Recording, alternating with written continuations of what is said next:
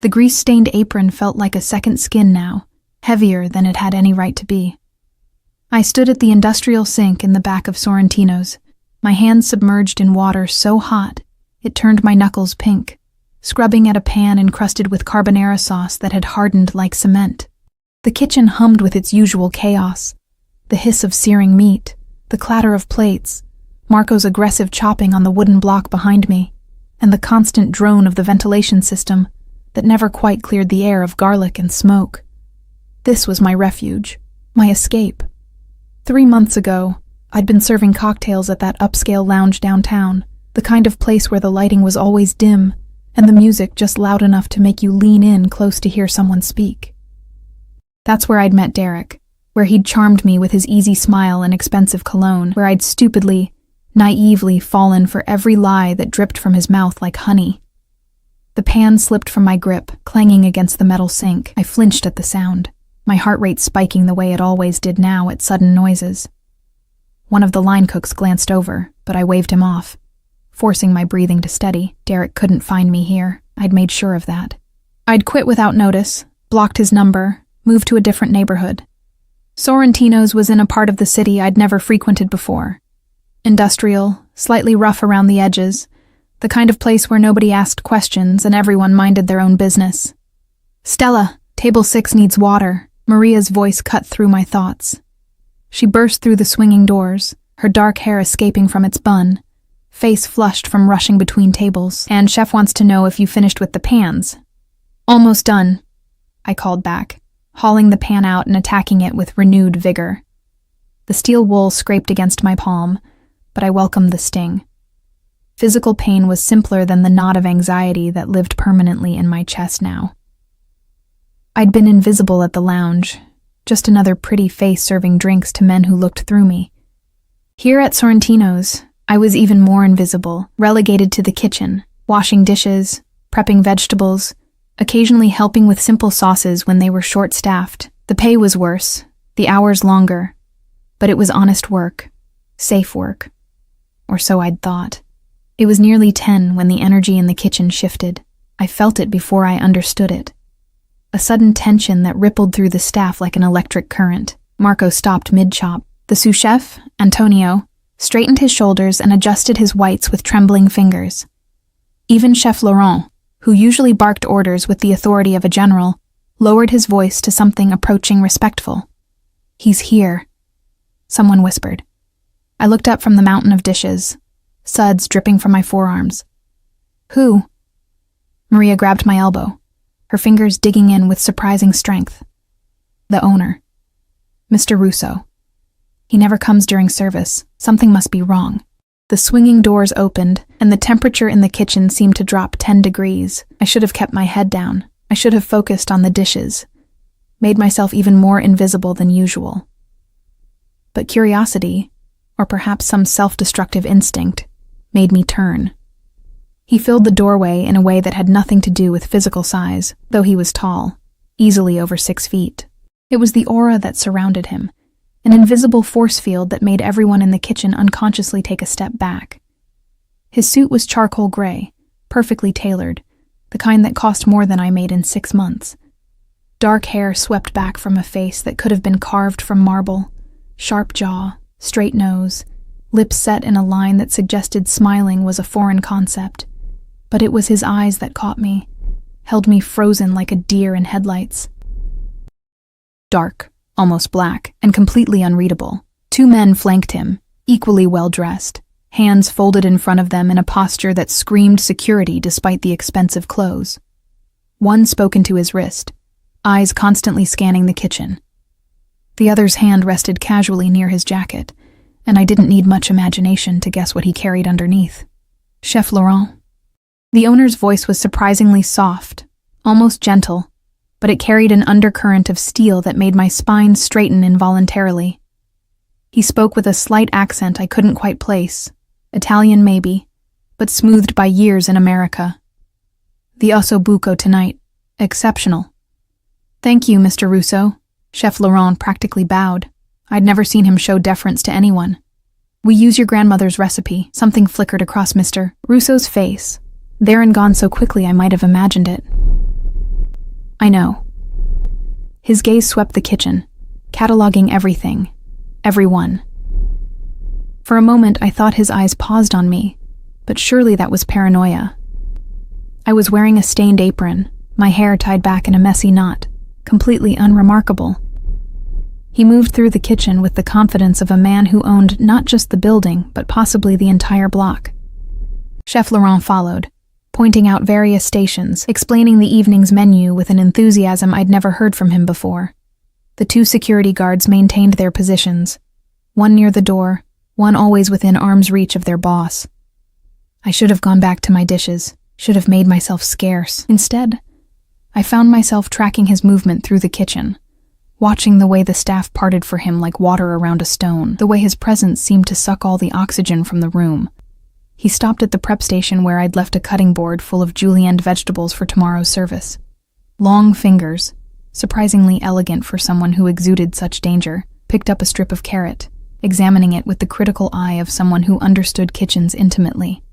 Consistent, good knife work. He set it down, and that's when he turned. Our eyes met. I couldn't breathe, couldn't move. The world narrowed to those dark eyes fixed on mine with an intensity that felt physical, like a hand pressing against my chest. In that frozen moment, I saw something flicker in his expression. Recognition? No. That was impossible. We'd never met. Interest? Curiosity? Whatever it was, it made my pulse race with a fear that was different from what I'd felt with Derek. This was primal, instinctive, the recognition of a predator by prey. The spell broke when I stepped backward, forgetting about the bucket of dirty water I'd left behind my station. My heel caught the rim, and I stumbled, arms windmilling as I tried to catch my balance. The bucket tipped, sending a wave of greasy, sudsy water across the kitchen floor. Shit! The word escaped before I could stop it. I hit the floor hard, my hip taking the brunt of the impact. Pain radiated up my side, but it was nothing compared to the mortification flooding through me, of all the times to be clumsy, in front of the owner, in front of... Don't move!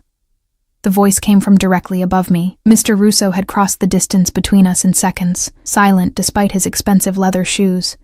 He stood at the edge of the spreading puddle, one hand raised to stop his guards from approaching. The floor is slippery. You'll hurt yourself. I looked up at him from my ungraceful sprawl, and something in his expression made my breath catch. Concern? No, that couldn't be right. Men like him didn't concern themselves with dishwashers who couldn't watch where they were stepping. He extended a hand toward me. I stared at it, at the gold watch glinting at his wrist, at the faint scars across his knuckles that spoke of a violent past, at the signet ring on his pinky finger with a symbol I didn't recognize. I'm fine, I managed, though my voice came out embarrassingly small. I can get up. I'm sure you can. He didn't lower his hand. But you'll ruin your clothes further, and the water has spread. Take my hand, Miss Stella. Just Stella. I hesitated another moment before placing my hand in his. The contact was electric. His palm was warm, calloused in unexpected places.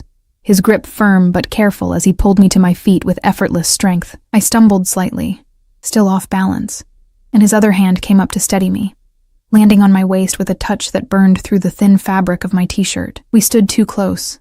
I could smell his cologne, something dark and woody with notes of leather and spice, expensive and intoxicating. Could see the faint shadow of stubble along his jaw, the tiny scar above his left eyebrow, the way his pupils dilated slightly as he looked down at me. Are you injured? His thumb moved against my waist, just slightly, possibly unconsciously. The touch sent shivers racing up my spine. No, I'm fine. Really, I'm so sorry, Mr. Russo. I'll clean this up right away. Antonio will handle it. He still hadn't released me. One of his guards had already moved forward with a mop, but Mr. Russo's attention remained fixed on my face with an intensity that made me want to squirm. Have you worked here long, Stella? 3 months. Why was he asking? Why was he still touching me? And why wasn't I pulling away? 3 months. He repeated it like he was committing it to memory. And before that, the question felt loaded, dangerous. Different restaurant, downtown.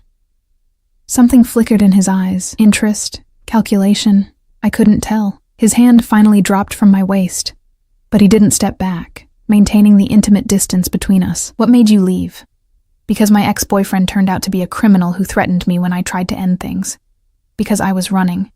Because I was scared. Better hours, I lied.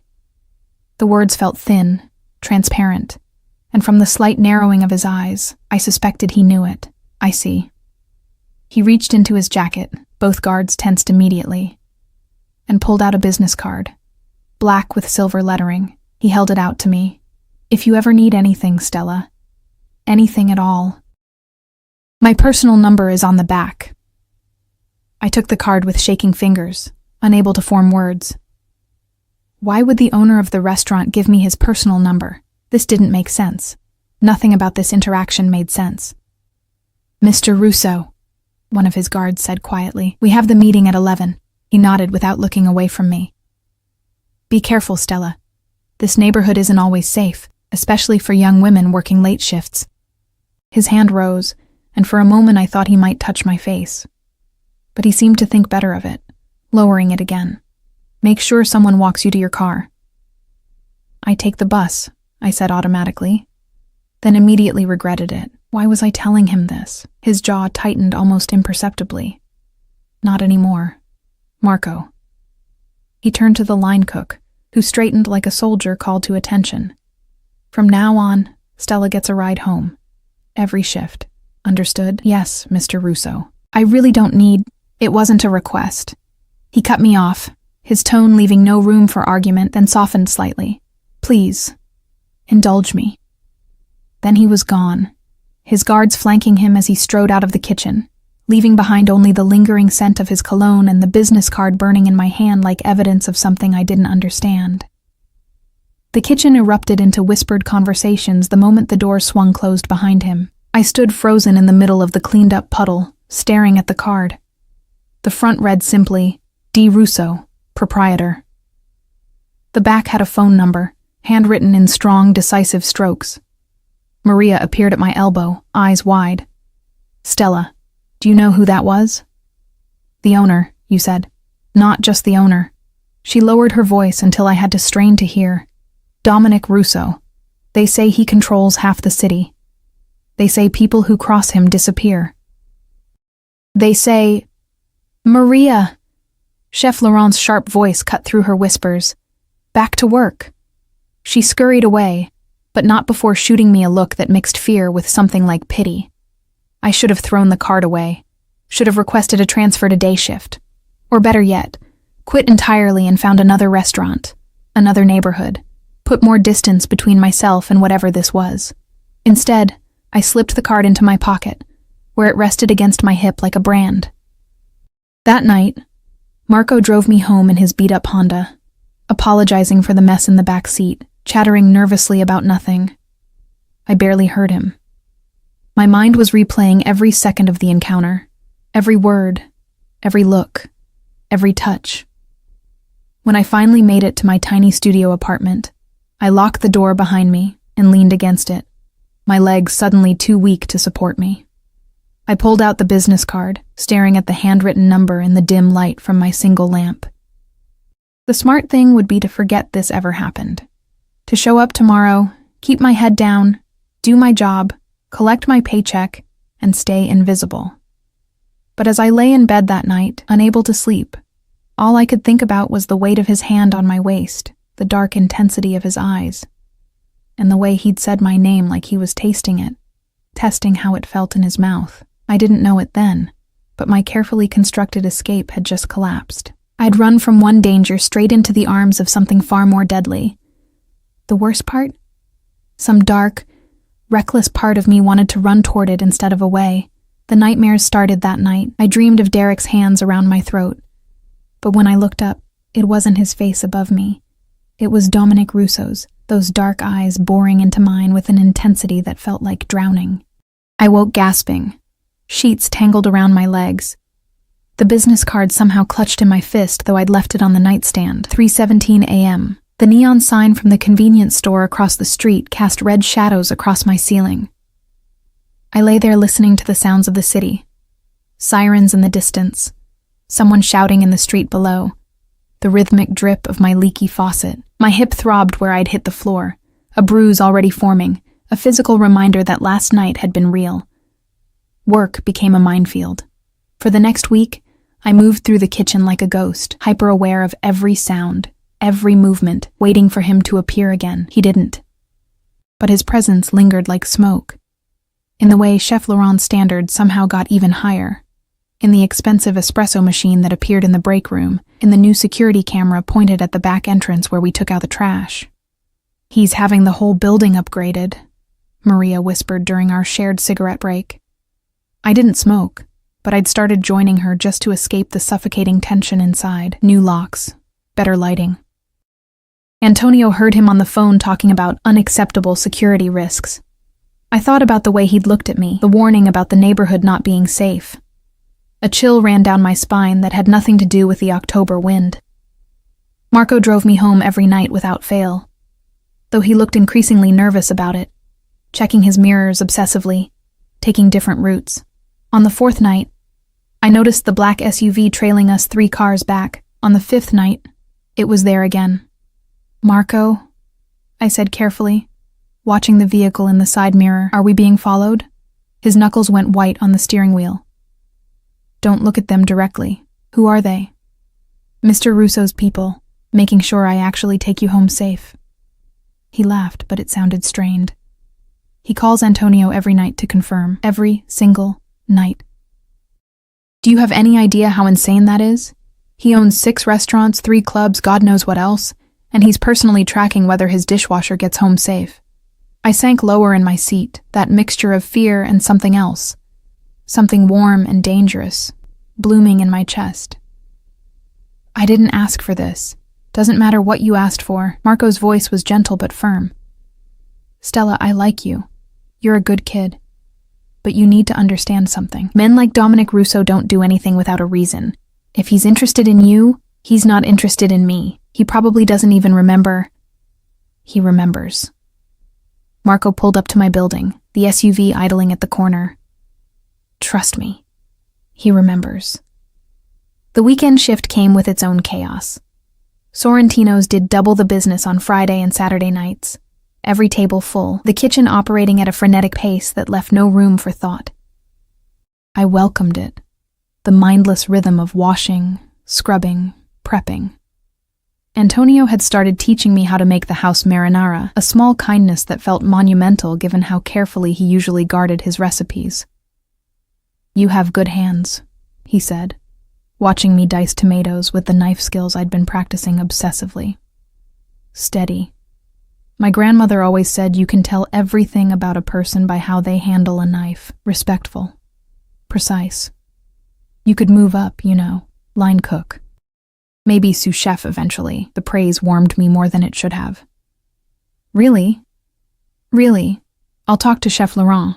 We're short-staffed anyway," and he stopped abruptly, his eyes fixed on something over my shoulder. The color drained from his face. "Mr. Russo." I spun around so fast I nearly dropped the knife. He stood in the kitchen doorway again, but this time he was different. No suit jacket, just a white dress shirt with the sleeves rolled to his elbows, exposing forearms corded with muscle and scattered with more of those scars I'd noticed on his knuckles. His hair was slightly disheveled, like he'd been running his hands through it. He looked tired, or as close to tired as someone like him probably ever appeared.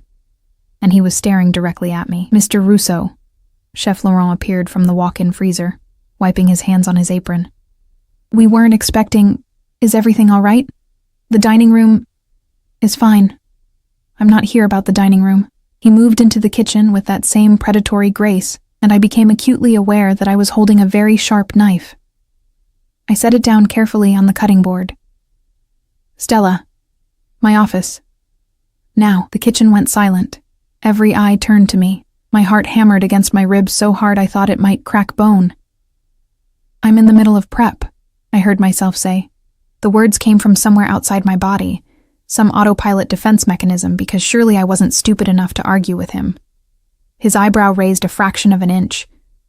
Around us, I could feel the collective intake of breath from the staff. No one said no to Dominic Russo. Antonio can finish the prep. His voice remained soft, controlled, but something flickered in his eyes. Surprise? Amusement? This won't take long. I looked at Antonio, who nodded almost frantically, clearly terrified on my behalf. There was no way out of this. I untied my apron with shaking fingers, hyper-aware of every movement, every eye on me. One of Russo's guards materialized at the kitchen entrance. When had he arrived? And held the door open. The walk through the restaurant felt endless. Diners looked up as we passed, probably wondering why the owner was personally escorting a kitchen worker through the dining room. The guard followed 3 steps behind, silent as a shadow.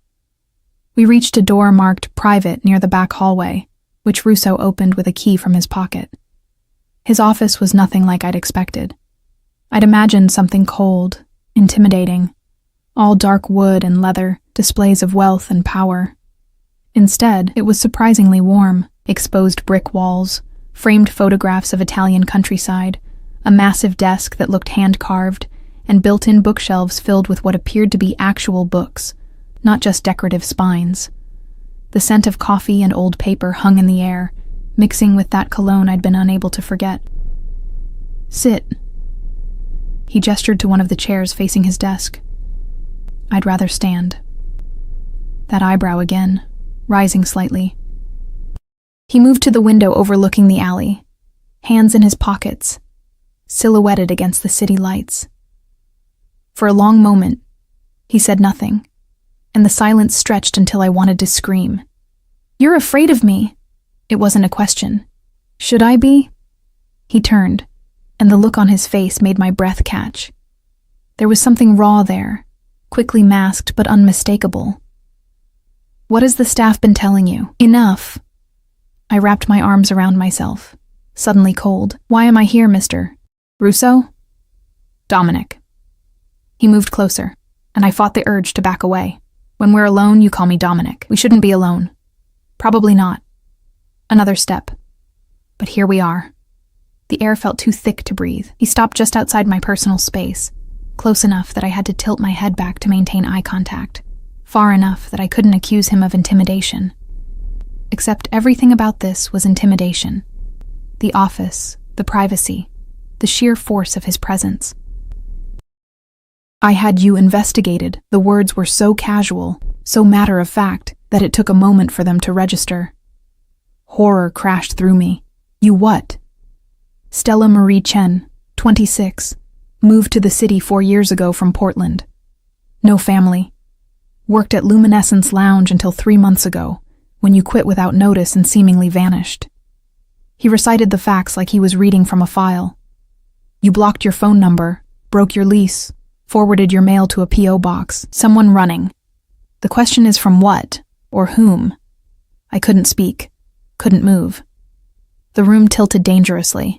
Derek Martinez. The name fell from his lips like a curse. Low-level dealer with delusions of grandeur. Works for the Santos crew, stealing from them to fuel a gambling problem. He didn't take kindly to you ending things, did he? "How do you—" My voice cracked. "You have no right." "I have every right." He moved closer, and now we were definitely in each other's space, his presence overwhelming. "The moment you stepped into my restaurant, you became my responsibility. The moment you—" He stopped, jaw clenching. "Derek Martinez is a dead man. He just doesn't know it yet." The words should have terrified me. Instead, some twisted part of me felt relief, felt protected, felt safe. Which was insane. This man was dangerous. Everything about him screamed danger. "I don't need you to fight my battles." Too late. His hand rose, and this time he did touch my face, fingers gentle against my jaw, thumb brushing my cheekbone. The touch sent electricity racing through me. "He came to the restaurant 2 days ago, asking about you, asking the hostess if she'd seen a girl matching your description." My knees went weak. What did she tell him? Nothing. Because my people were there, because I made sure security knew to watch for anyone asking questions. His thumb traced a slow path to the corner of my mouth. "He'll never get close to you again, I promise you that." "Why?" The word came out as barely a whisper. "Why do you care?" Something shifted in his expression, a crack in the controlled facade. Because from the moment I walked into that kitchen and saw you... He stopped, seeming to struggle with words for the first time. I can't explain it. I don't understand it myself. But you're mine to protect now, whether you accept that or not. I'm not yours. I should have pulled away from his touch. I didn't. Not yet. His voice dropped to something almost tender, which somehow made it more terrifying. But you will be. The certainty in those words made my heart race. I finally found the strength to step back, breaking contact. This is crazy. You don't even know me. I'm going to. He let me retreat, but didn't take his eyes off me. You're moving. Excuse me? Your apartment isn't safe. The building has no security, the locks are garbage, and the fire escape is accessible from the street. You'll move to one of my properties, a secure building, top floor. No arguments. I can't afford. It's not a rental. It's protection. He moved to his desk, pulled out a folder, and extended it toward me. The lease is already drawn up, rent-free, security included. You'll move this weekend. I stared at the folder like it might bite me. And if I refuse, then I'll assign a protection detail to your current address. 2 men. Round the clock. I imagine your neighbors will have questions. He set the folder on the desk between us. This is me giving you a choice, Stella. The illusion of one, at least. Because whether you're in my building or in that death trap you're currently living in, you're not going unprotected. Not anymore. The logical part of my brain screamed that this was wrong, that accepting anything from him would tie me to him in ways I couldn't foresee.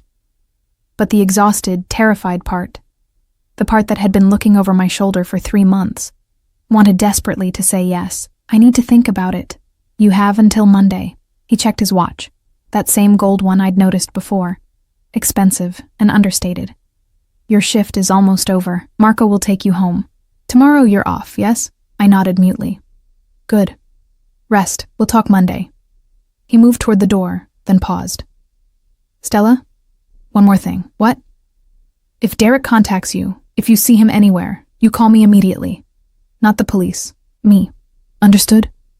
The police can't protect you the way I can. His voice hardened to steel. The number on my card.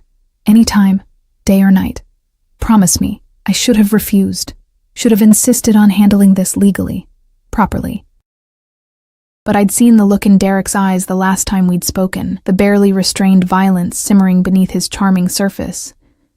I'd heard the threat in his voice. You don't just walk away from me. I promise, I whispered. Satisfaction flashed across Dominic's face. He opened the door, where his guard waited patiently in the hallway. Take her to the kitchen. Make sure Marco is ready to drive her home.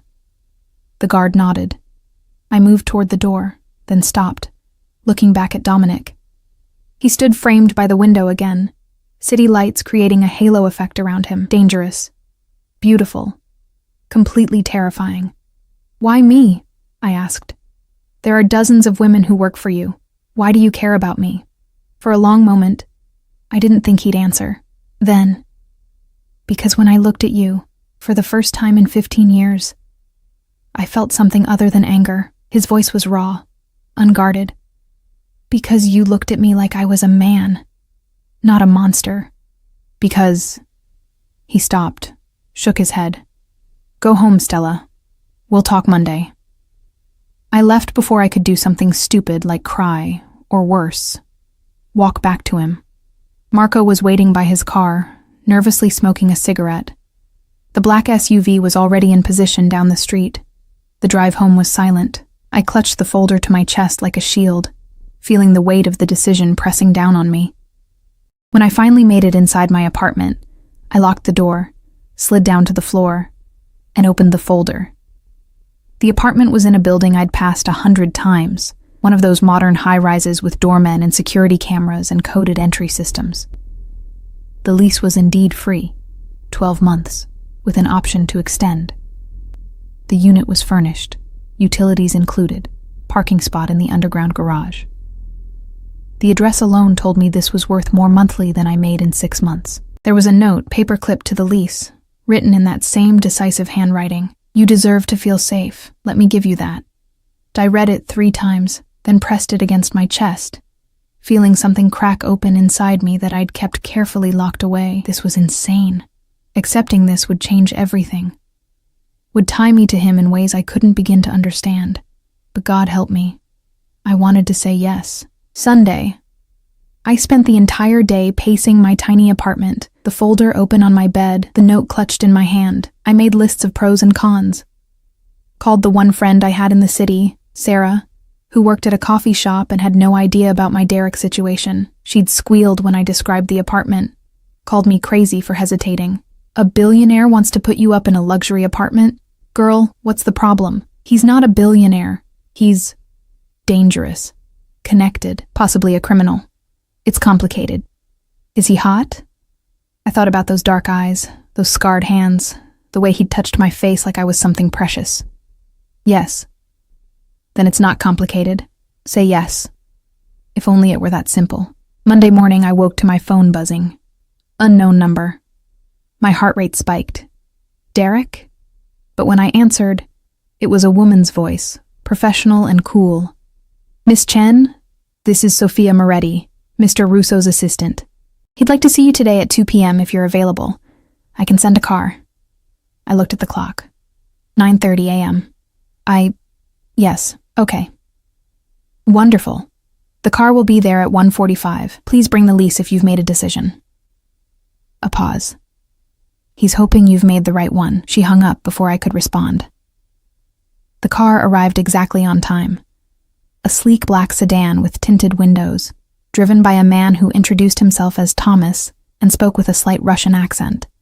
He opened the door for me, waited until I was settled before closing it gently. We didn't go to the restaurant. Instead, we drove to the waterfront, to a building that made my breath catch. Glass and steel, modern architecture that gleamed in the afternoon sun.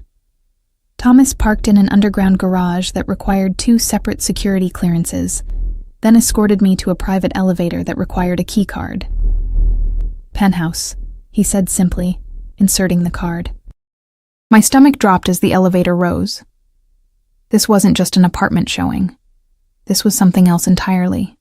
The doors opened directly into the apartment. No hallway, no shared spaces. Just straight into a living room that was bigger than my entire current place, with floor-to-ceiling windows overlooking the harbor. The afternoon light poured in, making the hardwood floors glow like honey. Dominic stood by the windows, hands in his pockets, wearing dark slacks and a black sweater that should have made him look casual, but somehow just emphasized the coiled danger in his frame. He turned when he heard the elevator, and something in his expression made my heart skip. "You came," he said, and there was relief in his voice. "You sent a very persuasive assistant." A ghost of a smile touched his lips. "Sophia is efficient." He gestured around the apartment. "What do you think?" I turned slowly, taking it in. The open kitchen with marble countertops and professional-grade appliances. The dining area with a table that could seat 8. The hallway that presumably led to bedrooms. Everything was decorated in warm neutrals, modern but not cold, expensive but not ostentatious. "It's beautiful," I admitted. "It's also too much." "Come, let me show you the rest." I followed him down the hallway, hyper-aware of how alone we were. Thomas had stayed in the elevator. There were no guards visible, though I suspected they were close. Dominic opened doors as we passed. A home office, a guest bedroom, a bathroom with a tub the size of my current kitchen.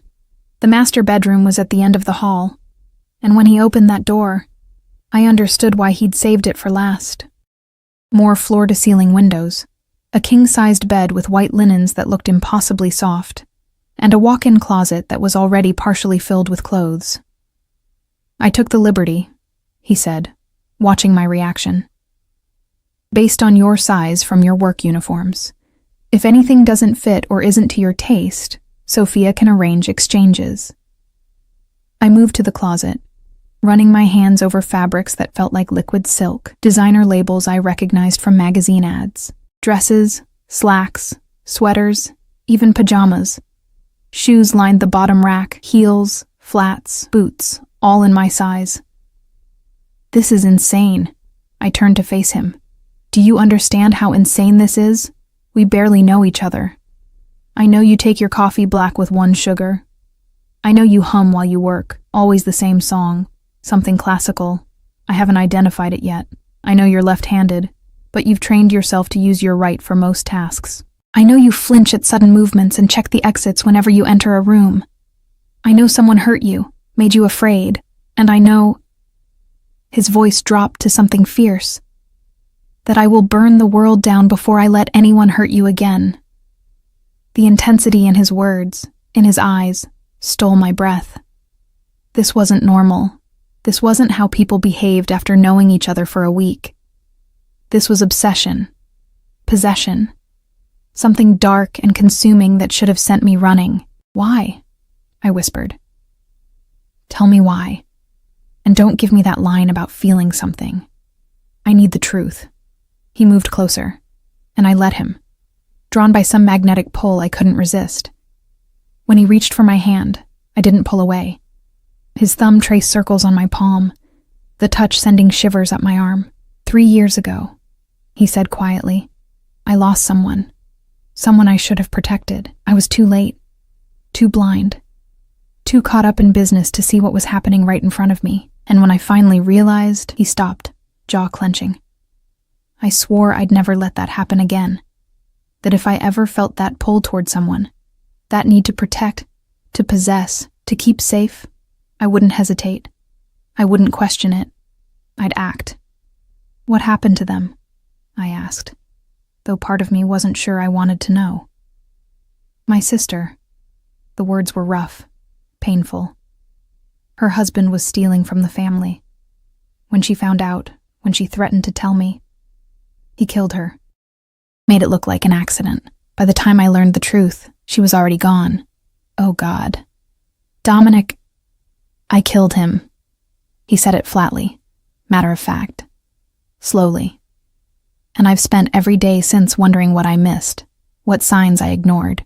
So when I walked into that kitchen and saw you, saw that fear in your eyes, that exhaustion, that determination to be invisible, I recognized it, because I'd seen it before and ignored it. I won't make that mistake again. I should have been horrified. He'd just confessed to murder. Instead, I felt tears burning my eyes, felt something in my chest crack wide open. "I'm not your sister," I said gently. "You can't save her by saving me, I know." His free hand came up to cup my face, thumb catching a tear that spilled over. "But maybe I can save you, and maybe that's enough."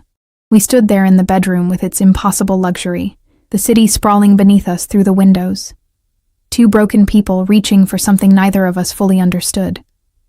When he leaned down, giving me every opportunity to pull away, I didn't. The kiss was soft at first, questioning, his lips gentle against mine, but when I responded, when my hands fisted in his sweater and pulled him closer, something unleashed. He backed me against the wall, his body caging mine, the kiss deepening into something desperate and consuming. I tasted coffee and mint, felt the scrape of stubble against my skin, drowned in the scent of his cologne and something underneath that was purely him. When we finally broke apart, both breathing hard, his forehead rested against mine. "Stay," he whispered. "Move in. Let me keep you safe, please." I knew what I should say, knew this was too fast, too intense, too dangerous. But Derek was out there looking for me. And here was someone offering protection, offering safety, offering something that felt terrifyingly like care. "Okay," I breathed. "Okay, I'll stay." The smile that broke across his face transformed him, made him look younger, almost vulnerable. "You won't regret this." But as he kissed me again, as I lost myself in the heat of his touch and the promise of safety, I couldn't shake the feeling that I already did. The move happened with military precision. I'd barely agreed before Dominic had his phone out, making calls in rapid-fire Italian that I couldn't follow. Within 2 hours, a moving crew appeared at my old apartment. Professional, efficient, respectful. They packed my meager belongings with care that felt excessive for my second-hand furniture and threadbare clothes. Dominic had offered to replace everything, but I'd drawn a line there, needing to keep some piece of my independence intact. "These are yours," I'd insisted, gesturing at my battered bookshelf and the thrift store armchair I'd reupholstered myself. "I'm bringing them." He'd smiled at that. Something warm and genuine. "Whatever you want."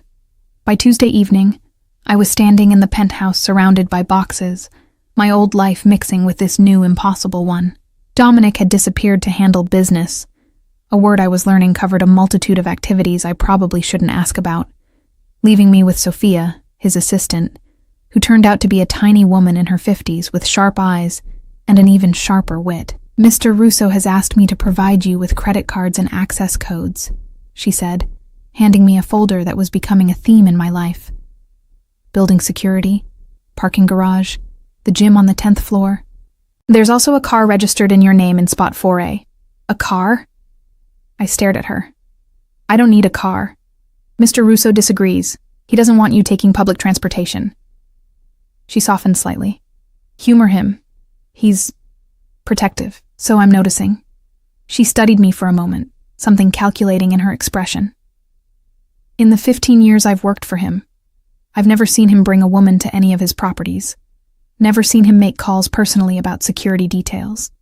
Never seen him," she paused, choosing her words carefully, "care about someone the way he clearly cares about you. I don't know what your intentions are, Miss Chen, but I hope they're sincere. He's been through enough." The weight of that statement settled over me. "I'm not trying to take advantage. I didn't suggest you were, but you should know what you're getting into. Dominic Russo doesn't do anything halfway. If he's decided you're important to him, you're important. That comes with protection, yes, but it also comes with expectations, with danger, with a life that most people can't handle." She handed me one more card, black, heavy, with just a number embossed on it. "This is for emergencies. It reaches him directly, no matter what he's doing. Use it wisely." After she left, I stood in the massive living room, holding the emergency card, feeling the weight of what I'd agreed to settle over me like a cloak. The sun was setting over the harbor, painting the sky in shades of orange and pink that seemed too beautiful for the complicated mess my life had become. My phone buzzed. "Dominic. Settling in? Need anything?" I smiled despite myself, just unpacking. "The view is incredible. Wait until you see it at night. I'll bring dinner." 8 p.m.? I should have said no. Should have established boundaries, kept some distance. Instead, okay. He arrived exactly at 8, armed with bags from an Italian restaurant I recognized as one of the most expensive in the city. No guards this time, though I suspected they were somewhere nearby. He'd changed into jeans and a fitted black t-shirt that showed off the kind of build that didn't come from a gym membership, but from actual physical work. "I didn't know what you liked," he said, unpacking container after container. "So I got everything. There was enough food for 6 people.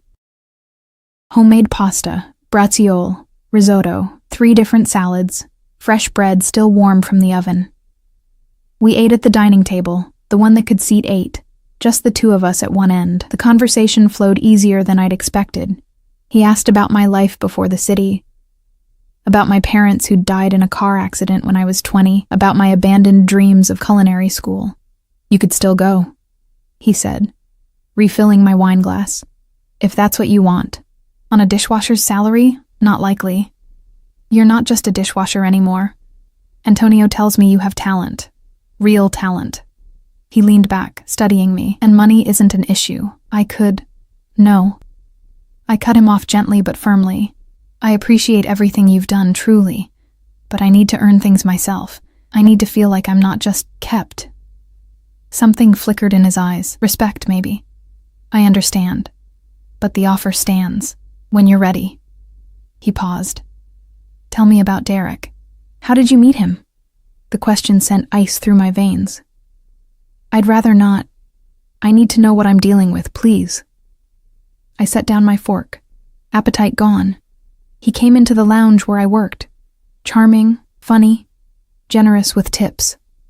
Asked me out for weeks before I finally said yes. The memories tasted bitter. For 2 months, it was perfect. He was attentive, romantic. Then I started noticing things, the way he'd disappear for days without explanation, the phone calls he'd take in another room, the men who'd show up at his apartment at odd hours. Dominic's jaw tightened, but he stayed silent, letting me continue. When I asked him about it, he laughed it off, said I was paranoid. But then I saw money, Dominic. Stacks of it, just sitting in his closet, and drugs, cocaine, pills, things I couldn't identify. When I tried to end it, I stopped, the memory making my throat close up. He what? His voice was deadly quiet. He grabbed me, shoved me against the wall, told me I didn't get to leave, that I belonged to him now, that if I tried to run, he'd find me. I touched my throat unconsciously, remembering the pressure of his fingers. He said he had connections, that no matter where I went in this city, he'd know.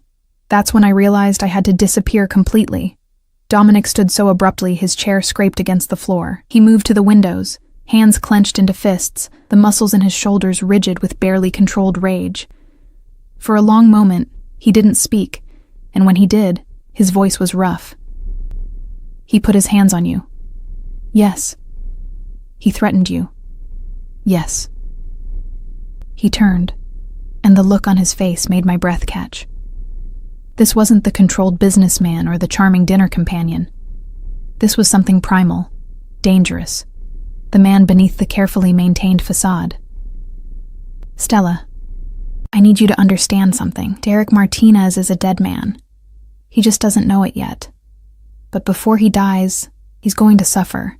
He's going to know exactly what it feels like to be powerless, to be afraid, and he's going to know it's because he touched what's mine. I should have been horrified by the casual way he talked about murder. Instead, some dark part of me felt savage satisfaction. You can't just kill people because they hurt me. Watch me. He moved back to the table, kneeling beside my chair so we were eye level. His hands framed my face, gentle despite the violence simmering in his eyes. You're under my protection now. That means anyone who's hurt you, anyone who's threatened you, answers to me. This isn't negotiable. Dominic, say you understand. His thumbs traced my cheekbones. Say you understand that you're safe now, that you never have to be afraid of him again. The intensity of his gaze held me captive. I understand. Good. He pressed a kiss to my forehead, lingering there. I have to go. Business. But I'm posting a guard in the building. His name is Luca, former Special Forces. If you need anything at all, he's outside apartment 2901, 2 floors down. That's not necessary. It is to me. He stood, helping me to my feet. Get some rest. Tomorrow you're back at work. Antonio's promoting you to prep cook. Better hours, better pay. My eyes widened. He is? I suggested it. He agreed you're ready. A hint of that smile. Any objections? I had dozens, but looking at him, at the care and concern in his eyes, the protective fury still simmering beneath the surface, I found myself shaking my head. No objections. Smart girl. He kissed me again, this time on the lips, slow and thorough, before pulling away. Lock the door behind me. I'll call you tomorrow. After he left, I did lock the door, then leaned against it, trying to process everything. My new apartment. My new job. This man who'd entered my life like a hurricane and seemed determined to rebuild it, according to his specifications. It should have felt suffocating. Instead, for the first time in months, I felt like I could breathe. Work the next day was different in every way. Antonio greeted me with a rare smile and a new uniform, chef's whites instead of the stained apron and t-shirt I'd worn before. He stationed me at a prep area with a mountain of vegetables and detailed instructions for the evening's specials. You mess up, you tell me immediately, he said. No hiding mistakes. Understood? Yes, chef. And Stella? He lowered his voice. Whatever's happening between you and Mr. Russo, be careful. He's a good man. Better than people think. But his world is dangerous. Don't get pulled in deeper than you can handle. Too late, I thought, but didn't say. The rhythm of prep work was meditative. Julienning carrots with precision, mincing garlic until my fingers smelled like it, reducing stock until it reached the perfect consistency. Maria stopped by during her break, eyes wide. You moved up, she said, impressed. In 3 months. That never happens. I got lucky. Luck. She laughed. Is that what we're calling it? She leaned closer. Word is you're seeing Mr. Russo. Is it true? I kept my eyes on the cutting board. It's complicated. Everything about him is complicated. But Stella, she hesitated. Be careful. Men like him don't have normal relationships. They have possessions. Make sure you know which one you are. Her words echoed in my head for the rest of the shift. Was I a possession to Dominic? The apartment, the clothes, the job, they certainly felt like the trappings of ownership. But then I remembered the way he'd looked at me, the rawness in his voice when he talked about his sister, the gentle way he touched me like I might break. I was wiping down my station when Chef Laurent approached, an odd expression on his face. Stella, someone's here to see you. Says he's an old friend. Ice flooded my veins. What does he look like? Tall, brown hair, expensive watch. He's waiting in the alley. Said to tell you it's important. Derek. My hand started shaking so badly I dropped the cloth. Chef Laurent's eyes narrowed. You know who it is. I need to call someone. I fumbled for my phone, but my fingers wouldn't cooperate. The black card. Where was the black card? In my locker. Chef, I need... Go to my office. Lock the door. I'll handle this. His voice was firm, protective. Go, now. I ran to his office, my heart pounding so hard I thought I might be sick. Found the black card in my bag, hands shaking as I dialed. It rang once. Stella. Dominic's voice was sharp, immediately alert. What's wrong? He's here. Derek's here, at the restaurant. Chef Laurent sent me to the office, but lock the door. Don't open it for anyone but me or Luca. I'm 10 minutes away. I heard him moving, heard him barking orders to someone. Stay on the line with me. Tell me exactly what happened. I recounted it, my voice breaking, while he murmured reassurances, his own voice tight with barely controlled rage. In the background, I could hear a car engine, the sounds of the city rushing past. He won't touch you, Dominic said. I promise you, Stella. He won't get within 10 feet of you. 7 minutes later, I heard shouting in the alley, then silence, then footsteps. A knock on the door. Stella, it's me. Open the door. Dominic's voice. I unlocked it with trembling fingers, and he was there, suit jacket gone, sleeves rolled up, a wild look in his eyes that gentled the moment he saw me. He pulled me into his arms, and I collapsed against him, shaking. You're safe. I have you. You're safe. Derek is being handled. His hand stroked my hair. He'll never bother you again, I promise. What does that mean? I pulled back to look at him. Dominic, what are you going to do?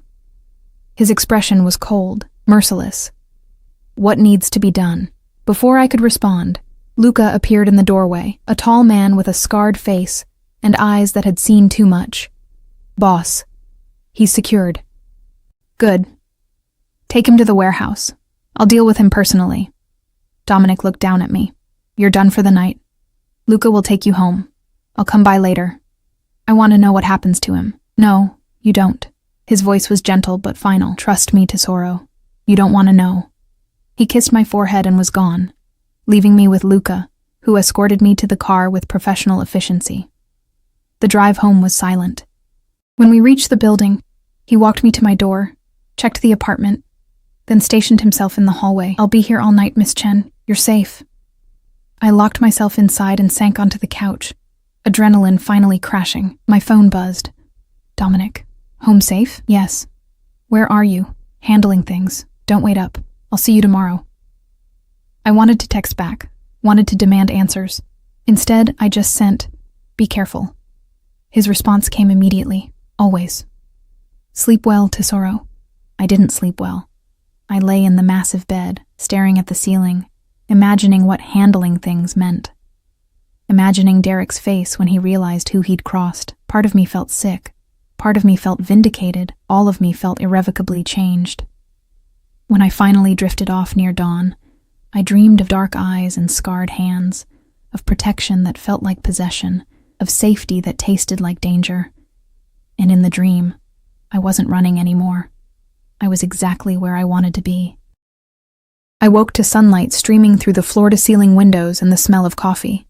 For a disoriented moment, I didn't remember where I was. Then it all came rushing back. The penthouse. Derek showing up. Dominic's cold promise to handle things. I sat up, heart racing, and heard sounds from the kitchen. Male voices, low and conversational. I grabbed a robe from the closet, silk, expensive, probably cost more than my monthly salary, and crept down the hallway. Dominic stood at the kitchen island with Luca, both of them drinking espresso from tiny cups. Dominic looked exhausted, his dress shirt wrinkled, sleeves still rolled up, a shadow of stubble darkening his jaw. When he saw me, something in his expression softened. "You're awake." He set down his cup. "I didn't want to disturb you. What time is it?" My voice came out rough from sleep. "Just past 9. You don't work until 4 today?" He nodded to Luca, who immediately melted away, leaving us alone. "Come here." I moved to him, and he pulled me against his chest, arms wrapping around me with a possessiveness that should have alarmed me, but instead made me feel safe. He smelled like smoke, an expensive cologne, and when I pulled back to look at him, I saw bruises forming on his knuckles. "Derek," I whispered. "Won't be bothering you anymore." His voice was flat, emotionless. "Or anyone else." I touched his damaged hand gently. "Is he alive? For now. Depending on what the Santos crew decides to do when they find out he's been skimming their money." Dominic caught my hand, pressing a kiss to my palm. He confessed everything. The threats. The violence. Even showed me pictures he'd taken of you without your knowledge. Following you to work. To your apartment. Planning when to make his move. Nausea rolled through me. Pictures? Destroyed. Along with his phone, his computer, every trace of you he'd collected. His jaw clenched. I made sure he understood what happens to men who hurt what's mine. He won't forget that lesson. You didn't kill him. It was half statement, half question. No, though I wanted to. His thumb traced circles on my wrist, but I realized dying would be too easy. Living with fear, with the knowledge that I'm watching him, that one wrong move means I finish what I started. That's a better punishment. He'll spend every day looking over his shoulder, the way you had to. Seems fair, doesn't it? It was twisted logic, vigilante justice that bypassed every legal system. I should have been horrified. Instead, I felt a dark satisfaction settle in my chest. Yes, I admitted, it does. He pulled me closer, his forehead resting against mine. I need you to understand something, Stella. This is who I am, what I do. The restaurant is legitimate, yes, but the rest.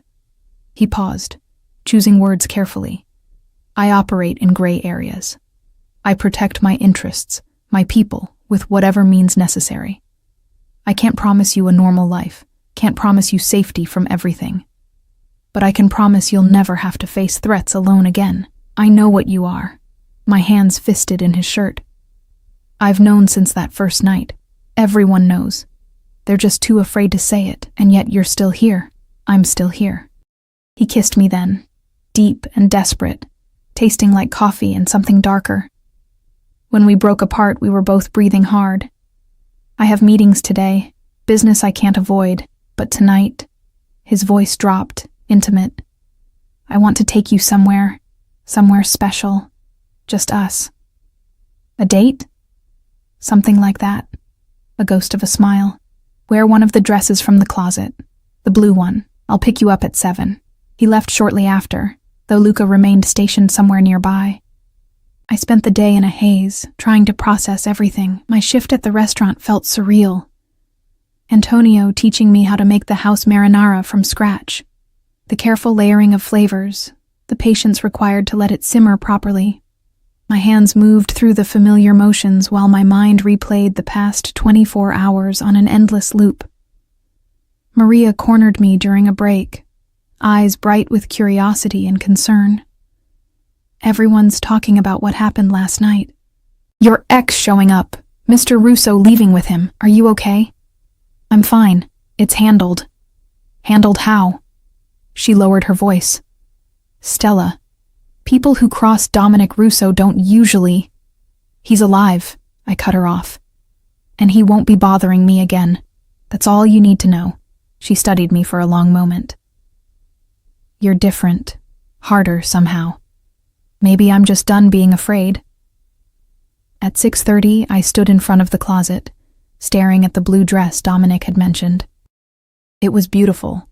Midnight blue silk that looked like it would hug every curve, with a neckline that was elegant rather than provocative. I slipped it on, and it fit perfectly, like it had been made for me.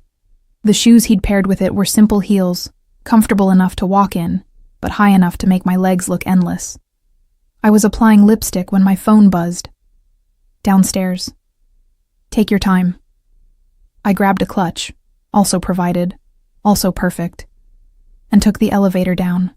The doors opened to the lobby, and I saw him immediately. He stood by the entrance in a dark suit that probably cost more than my car, talking quietly on his phone. When he saw me, he ended the call mid-sentence. The look on his face made me feel powerful and vulnerable all at once. Tesoro. The endearment rolled off his tongue like a prayer. You're breathtaking. Heat crept up my neck. The dress is beautiful. It's not the dress. He offered his arm. Come. Our reservation is at 8. The car waiting outside wasn't the sedan.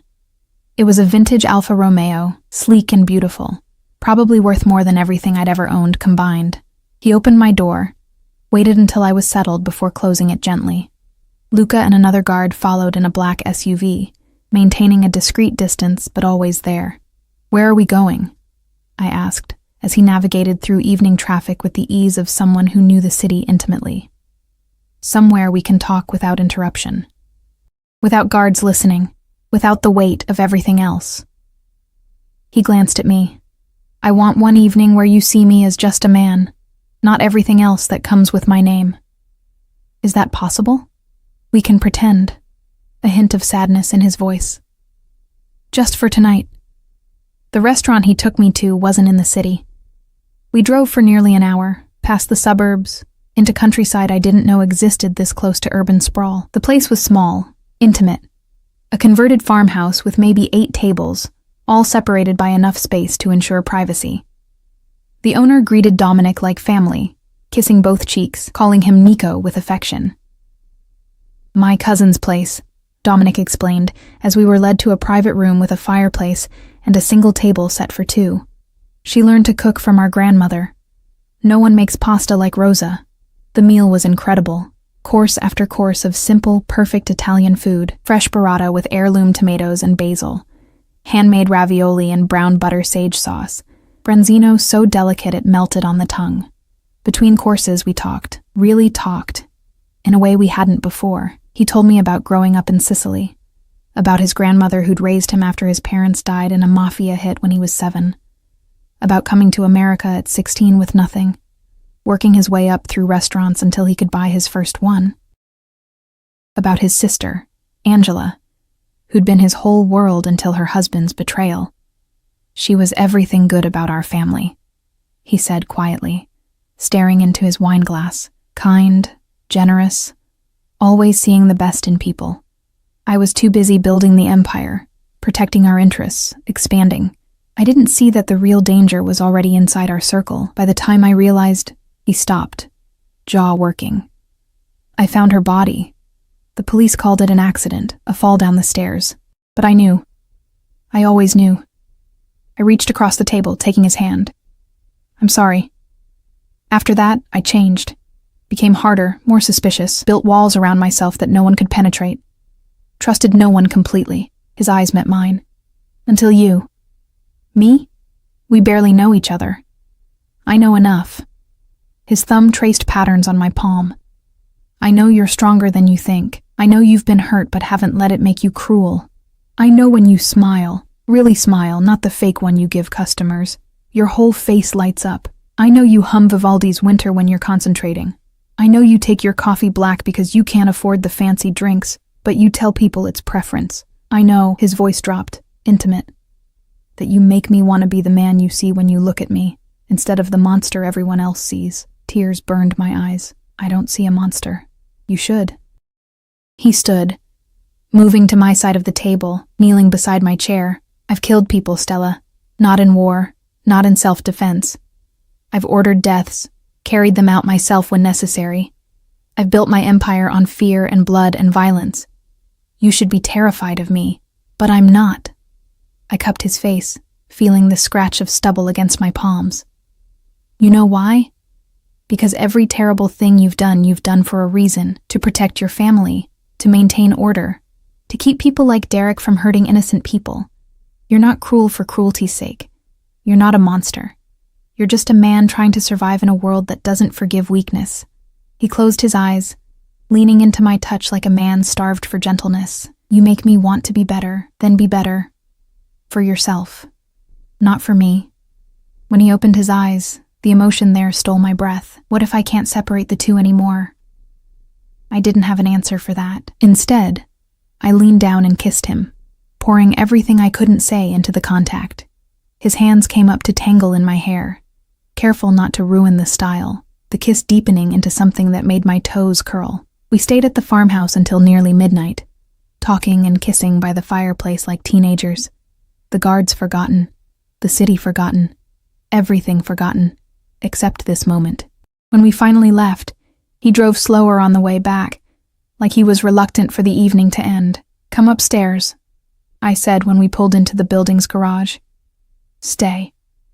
His hands tightened on the steering wheel. Stella, I'm not asking for promises. I'm not asking for forever. I'm asking for tonight. I met his eyes in the dim light. Stay with me tonight. For a moment, I thought he'd refuse. Thought he'd give me some noble speech about taking things slow, about not taking advantage. Instead, he killed the engine and nodded. The elevator ride up was charged with tension. We didn't touch, didn't speak, but the air between us crackled with anticipation. The moment my apartment door closed behind us, he pulled me against him, backing me toward the bedroom with kisses that grew more desperate with each step. Are you sure? He asked, even as his hands found the zipper of my dress. Because once I have you, Stella, I won't want to let you go, ever. I'm sure. I pulled at his jacket, his tie, needing to feel skin. I've never been more sure of anything. What happened next was tender and fierce, gentle and consuming. He worshipped every inch of my skin like I was something precious, something sacred. Whispered Italian words I didn't understand but felt in my bones, made me feel cherished and desired and safe in ways I'd never experienced. When we finally came together, it felt less like sex and more like claiming, like sealing a promise we'd both been dancing around since that first night in the kitchen. Afterward, we lay tangled together, my head on his chest, his fingers tracing lazy patterns on my spine. The city lights painted shadows across the ceiling, and for the first time in months, maybe years, I felt completely at peace. I love you. The words slipped out before I could stop them, raw and honest and terrifying.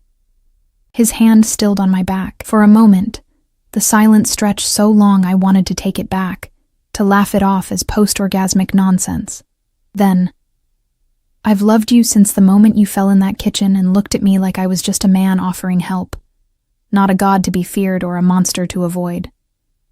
His voice was rough with emotion. I've loved you through every fight you put up against my protection, every stubborn refusal to let me buy you things, every moment you chose to see the best in me despite knowing the worst. I love your strength and your vulnerability, your kindness and your fire. I love... He tilted my face up to his. Everything about you, Stella Chen. And I will spend the rest of my life keeping you safe, keeping you happy, keeping you mine. I kissed him, tasting salt. Mine or his, I couldn't tell. No more running. No more running, he agreed. You're home now, with me, where you belong. We made love again, slower this time, savoring every touch, every kiss, every whispered word. And when I finally fell asleep in his arms, I didn't dream of fear or shadows or danger. I dreamed of dark eyes that saw me, scarred hands that held me gently, and a future that looked nothing like I'd planned, but everything like I'd secretly hoped for. The monster had become my sanctuary. The danger had become my safety, and I'd never been happier. The next 3 months passed in a blur of contradictions that somehow made perfect sense. By day, I worked at Sorrentino's, my skills growing under Antonio's patient tutelage until Chef Laurent started letting me work the line during service. The adrenaline rush of cooking during the dinner rush. The precision required. The artistry. It awakened something in me I hadn't known was sleeping. Dominic watched from the kitchen doorway sometimes, arms crossed, a small smile playing at his lips as he observed me plate dishes with growing confidence. By night, I lived in a world of silk sheets and security details, of dinners at exclusive restaurants and quiet evenings on the penthouse balcony watching the city lights. Dominic was generous but never condescending, protective but respectful of the boundaries I set. He taught me Italian over morning espresso, laughed at my terrible pronunciation, kissed away my frustration when I couldn't roll my R's properly. "You're trying too hard, Tesoro." He'd murmur against my lips, let it flow naturally, but the darkness was always there, lurking at the edges of our bubble. The late-night phone calls he took in his office with the door closed, the meetings with men who had hard eyes and expensive suits, the nights he came home with bruised knuckles and blood on his shirt that wasn't his own. I learned not to ask questions, learned to tend his wounds in silence, to hold him when the nightmares came, to be his peace in a world of violence. It was late January when everything shifted again. I was prepping for the evening service, lost in the rhythm of Brunoise cutting onions when Sophia appeared in the kitchen. Her presence there was unusual enough that everyone noticed. Chef Laurent straightened immediately. "Miss Chen," she said, her professional mask firmly in place. "Mr. Russo needs to see you, immediately." The tone sent ice through my veins. "Is everything okay?" "His office. Now please." I untied my apron with shaking hands, mind racing through possibilities. Had something happened? Was he hurt? The walk through the restaurant felt endless. Every eye on me, whispers starting before I'd even left the kitchen. Dominic's office door was closed. Sophia knocked once, then opened it, gesturing me inside before closing it behind me. He stood at the window, back to me, shoulders rigid with tension. Two men I didn't recognize sat in the chairs facing his desk, older, distinguished, dangerous in that particular way that marked them as Dominic's world. "Stella." He didn't turn. "Come here." I moved to his side, and he immediately pulled me against him, arm around my waist, possessive and protective. "Gentlemen, this is Stella Chen." "Stella, this is Marco Castellano and his associate, Vincent. They're from New York." The older man, Marco, studied me with dark eyes that missed nothing. "So this is the woman who's managed to domesticate the beast of Brooklyn." I felt Dominic tense beside me. "Get to the point, Marco." "The point," Marco said, leaning back in his chair, "is that your protection of Miss Chen has created complications. Derek Martinez was a nobody. But the Santos crew is connected to the Moretti family. And the Morettis want answers about why one of their dealers turned up beaten half to death with all his fingers broken, and a very clear message about staying away from a certain young woman." My stomach dropped. Dominic's arm tightened around me. "That's my business, not theirs." "It became their business when you crossed territorial lines." Marco's voice was calm, reasonable, which somehow made it more terrifying. "The families have agreements, Dominic. You know this. You can't go around breaking their people without consequences." He threatened what's mine. I responded appropriately. "By whose authority?" Marco stood, buttoning his jacket. "You're not untouchable, my friend. The families have been patient with your independent operation, but patience has limits. They want tribute. For the disrespect. For the territorial violation. Name the price. Not money." Marco's eyes flicked to me. "They want assurance. They want to know this woman is truly under your protection, that this isn't some passing obsession that will create more problems down the line. She's mine," Dominic said flatly. "That should be assurance enough. Then make it official."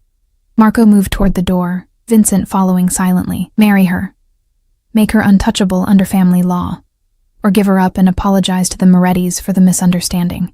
You have 2 weeks to decide." They left. The silence in the office was deafening. I pulled away from Dominic, my mind reeling. Did he just say, "Marry you or give you up"? Yes, Dominic's voice was tight with barely controlled fury. He moved to his desk, poured himself a drink from the crystal decanter, downed it in one swallow. "Fucking vultures. You don't have to," I mean, we can figure something else. There is nothing else. He set the glass down with more force than necessary. If I don't marry you, they'll see you as a liability, a weakness they can exploit, and if I give you up, his jaw clenched. That's not an option. So we're trapped. He crossed to me in 2 strides, hands framing my face with a gentleness that contrasted sharply with the rage in his eyes. I'm trapped by politics and ancient agreements. You're not trapped at all. If you want to walk away, I'll arrange it. New identity, new city. Enough money to start over anywhere you want. The families will leave you alone if I let you go properly. My heart clenched. Is that what you want? What I want, he said roughly, is to keep you safe, to keep you mine, to wake up every morning with you in my arms, and fall asleep every night knowing you're protected. What I want is to make you my wife. Not because some family demands it, but because I can't imagine my life without you in it. His thumbs traced my cheekbones. But I won't trap you. Won't force you into this world deeper than you already are. So the choice is yours, Tesoro. Always yours. I thought about the past 3 months. The fear I'd felt giving way to trust, the way he'd never tried to change me, only protect me. The gentleness beneath the violence, the honor beneath the darkness. I thought about morning espresso and Italian lessons, about the way he held me after nightmares, about how he looked at me like I was the only thing in the world worth protecting. Ask me, I whispered. His eyes searched mine. Stella, ask me properly. Understanding dawned in his expression, followed by something raw and vulnerable. He sank to one knee, still holding my face, looking up at me with such open emotion it stole my breath. Stella Marie Chen, you walked into my life covered in grease and fear, and you changed everything. You made me remember what it feels like to hope, to care about something more than power and revenge. You see the man I want to be instead of the monster I've become. You're my light in the darkness, my peace in the chaos, my reason for everything. His voice cracked slightly. Will you marry me?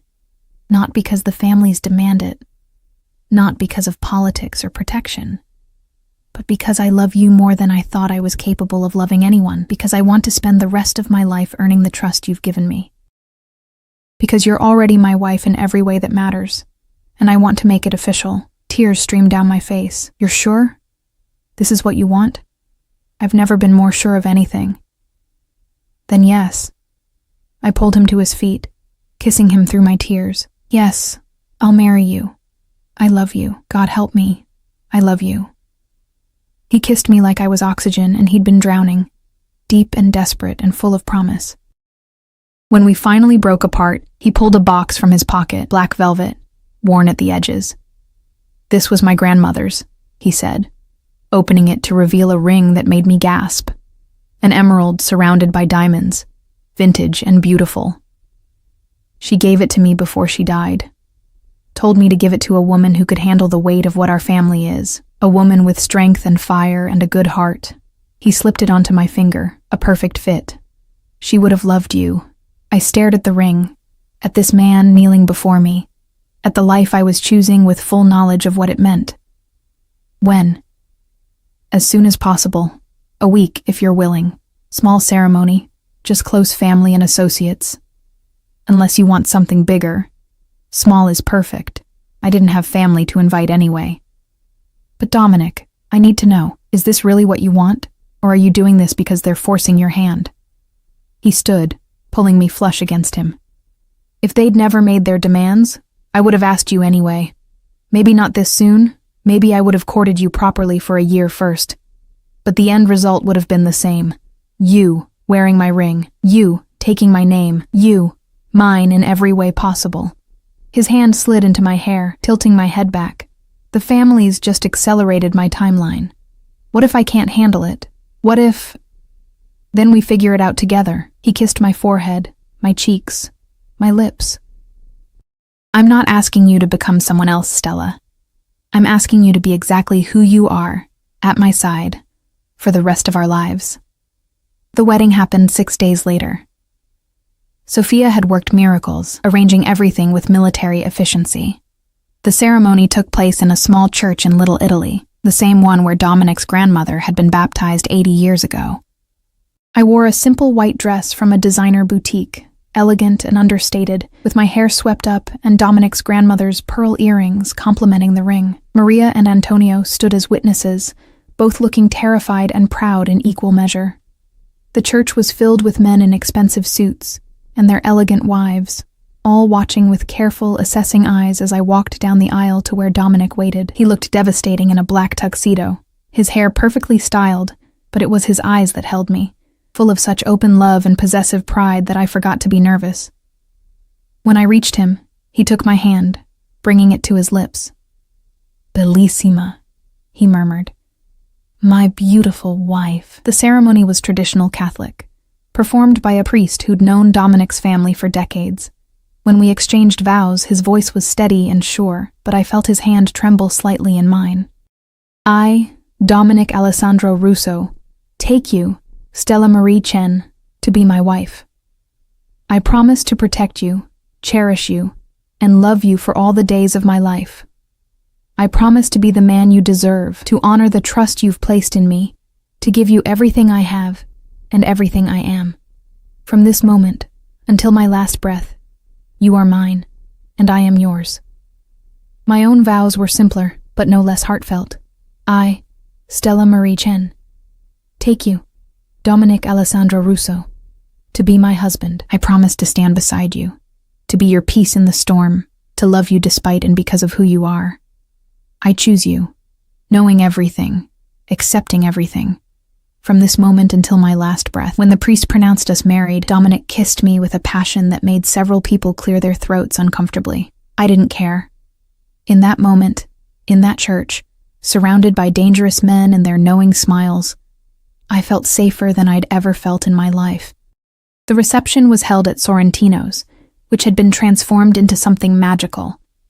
Flowers everywhere, candles on every surface, the whole restaurant reserved for the celebration.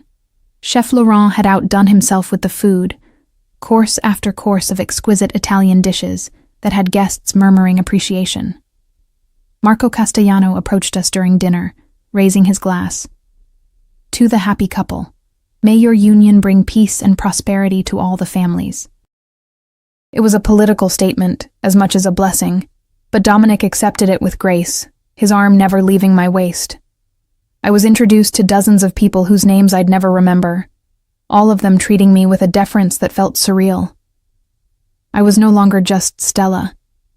I was Signora Russo, the wife of one of the most powerful men in the city. Later, during our first dance, Dominic held me close, swaying to Italian music I didn't recognize. "Happy," he murmured against my ear. Terrified, I admitted, but yes, happy. "Good."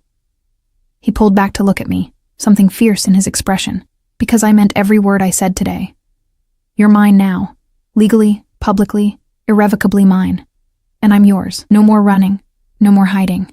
Just us, building a life together. What about the restaurant? My job? What about it?" He smiled. "You think marrying me means you have to give up cooking?" "Tesoro, I fell in love with you in a kitchen. I want you to have everything you want. Culinary school, your own restaurant eventually if that's your dream, whatever makes you happy. And if what makes me happy is just working at Sorrentino's with Antonio, then that's what you'll do." He kissed my temple. "I'm not trying to own you, Stella. I'm trying to build a life with you. There's a difference." We danced until my feet hurt, ate until we were stuffed, accepted congratulations from people who probably terrified law enforcement. And through it all, Dominic never left my side, his hand always on me, my waist, my hand, my shoulder, like he needed the physical contact to believe this was real. The penthouse had been transformed when we finally made it home near midnight. Rose petals on the bed, candles everywhere, champagne chilling in a bucket. Dominic carried me over the threshold despite my laughing protests, kicking the door closed behind us. "Alone at last," he murmured, setting me down gently. "My wife." "Say it again. My wife." He started on the buttons of my dress, his eyes dark with intent. "Mrs. Russo. Signora Russo. Mine." What followed was tender and fierce, a claiming and a surrender, a promise sealed in the most intimate way possible. He worshipped every inch of my skin, whispered Italian endearments I was starting to understand, made me feel cherished and desired and utterly possessed. Afterward, we lay tangled together, the city lights painting patterns across our skin. I traced the scars on his chest, each one a story I'd learned over the months. "No regrets?" he asked quietly. "None." I pressed a kiss over his heart. "You?" "My only regret is not finding you sooner." His arms tightened around me. "But we have now. We have forever." "Forever," I agreed, and felt the truth of it settle into my bones. The weeks that followed established our new normal. I kept working at the restaurant, though now Antonio treated me with a deference that felt odd. Chef Laurent started talking about making me sous chef when the current one retired. Dominic installed better security throughout the building, hired additional staff, expanded the menu to include some of my own creations. At home, we fell into comfortable rhythms. Morning espresso on the balcony, him teaching me about the business, the legitimate parts, carefully sidestepping the darker aspects unless I asked directly. Me teaching him to appreciate the simple pleasure of cooking together, of creating something with our hands. The families left us alone, the marriage satisfying whatever political requirements they'd demanded. Derek disappeared, literally. Maria whispered that he'd been found in a Santos safe house, barely alive, with enough evidence of his skimming to ensure the Morettis handled him themselves. I didn't ask for details, didn't want to know. That part of my life was over. 3 months after the wedding, I missed my period. The pregnancy test sat on the bathroom counter, 2 pink lines screaming their truth. I stared at it, hands shaking, mind racing. We'd been careful, mostly. But there'd been nights when passion overtook caution, when the need for connection overwhelmed practicality. I heard the front door open, Dominic's voice calling out, "Tesoro, I'm home early." Thought we could... He appeared in the bathroom doorway, saw me standing there with the test in my hand, and went utterly still. "Stella?" I held it up, unable to form words. His eyes dropped to the test, to the positive result, and for a moment his expression was completely unreadable. Then he crossed the distance between us in 2 strides, pulling me into his arms so tightly I could barely breathe. "A baby." His voice was rough with emotion. "We're having a baby. I know we didn't plan. I mean, it's so soon. I don't care." He pulled back to look at me, and there were tears in his eyes, actual tears. "Stella, I don't care about timing or plans. We're having a baby. A family. Something I thought I'd lost the right to after Angela." His voice broke. "You've given me everything. A reason to be better. A home instead of just a house. And now this, a child. Our child." I started crying too, overwhelmed by the emotion in his voice, by the fierce joy on his face. "You're happy?" "Happy doesn't begin to cover it." He sank to his knees, pressing kisses to my still flat stomach. "Hello, little one. I'm your papa, and I promise you, I swear to you, I will protect you and your mama with everything I have. You'll grow up safe, loved, cherished. You'll have everything I didn't, everything Angela's children should have had." Watching him, this dangerous man brought to his knees by the promise of new life, I felt something shift inside me. This wasn't just about us anymore. This was about creating something pure and good from the darkness we'd both known. "We'll need to make changes," I said softly, running my fingers through his hair. "Security, lifestyle, whatever you need." He stood, cradling my face. "I'll make the restaurants completely legitimate. Sell off the other interests. Focus on building something our child can be proud of. You don't have to give up everything." "I want to." His thumbs traced my cheekbones. "I want our child to grow up with a father who comes home at night, who doesn't have blood on his hands, who chose love over power." He kissed me gently. "You've made me want to be better, Stella. This," his hand covered mine on my stomach, "makes me want to be the best version of myself." The pregnancy progressed smoothly. Dominic became impossibly more protective, hiring a private doctor, installing enough security to guard a small country, hovering over me like I might break. It should have been suffocating. Instead, it felt like being wrapped in the safest cocoon imaginable. He talked to my growing belly every night, telling stories in Italian about his grandmother, about Sicily, about the life he wanted to build for our family. Started sketching plans for converting one of the bedrooms into a nursery.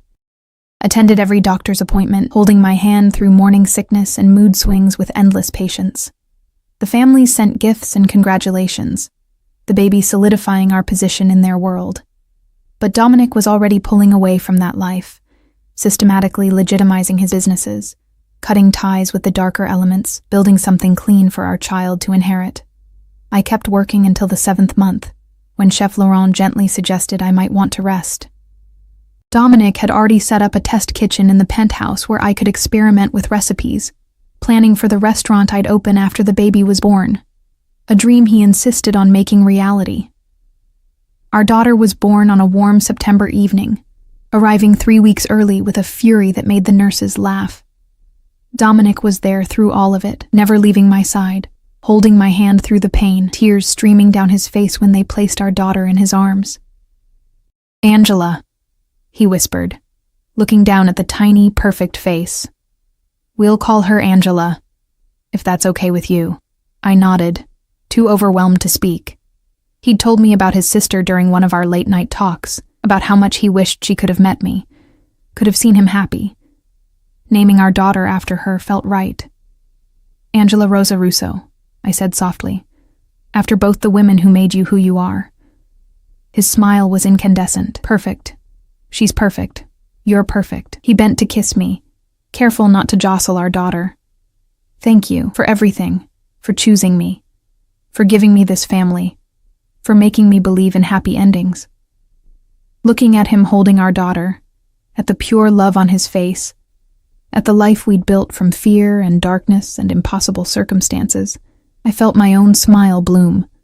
I'd walked into Sorrentino's kitchen 3 months after fleeing my ex, scared and alone and desperate for invisibility. I'd found the opposite, a man who saw me, who protected me, who loved me with an intensity that should have terrified me but instead made me feel invincible. "No," I said, touching his face with my free hand. "Thank you. For finding me. For refusing to let me stay hidden. For giving me everything I didn't know I needed. Always," he promised. Our daughter sleeping peacefully between us. "For the rest of our lives, Tesoro, you're stuck with me now." "Good," I whispered. "Because I'm not going anywhere, and I meant it." The girl who'd run from danger had stopped running. She'd found her home in the arms of the most dangerous man in the city. Found safety in his protection, love in his possession, peace in his fierce devotion. The Mafia boss and the dishwasher, the monster and his light, the protector and the protected. We were unlikely. We were impossible. We were perfect. And as I watched the sun set over our city through the hospital window, our daughter sleeping peacefully in her father's arms, I knew with absolute certainty that this was exactly where I was meant to be. Home, safe, loved, forever.